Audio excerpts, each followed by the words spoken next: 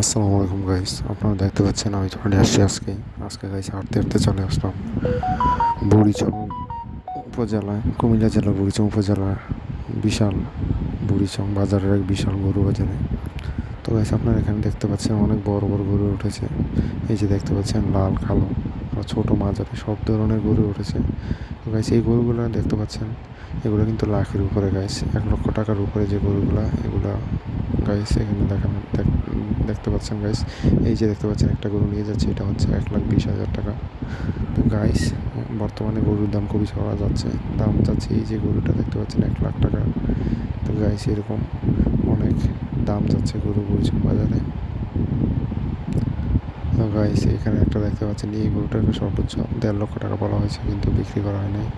এই গরুটাকে 1,60,000 বলা হয়েছে, বিক্রি করা হয় নাই। গাইস গরুগুলো কিন্তু আসলে অনেক বড় বড় সুন্দর দেখতে পাচ্ছেন।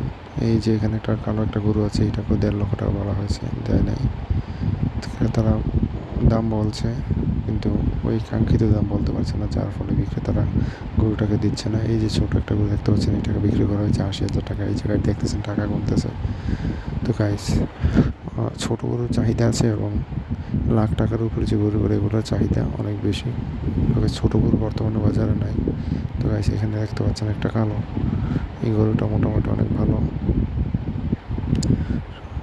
দর্শক। এখানে দেখতে পাচ্ছেন বিক্রেতা এবং ক্রেতা অনেক চাহিদা রয়েছে এবং অনেক মানুষ এখানে চলে এসেছে আজকে গরু বাজারে। তো আমিও গিয়েছিলাম দর্শক হাঁটতে হাঁটতে। তো গরু বাজারে গিয়ে যা দেখলাম অনেক দাম। তো এখন যেহেতু আর ঈদের 4 দিন বাকি আছে, এই জন্য গরুগুলো অনেক দাম চাচ্ছে ক্রেতারা দাম বলছে কিন্তু দিতেছে না বিক্রেতা। গাইস এই পর্যন্তই। এই যে এই গরুটা 1.5 লক্ষ টাকা গাইস, তারপর দিতেছে না।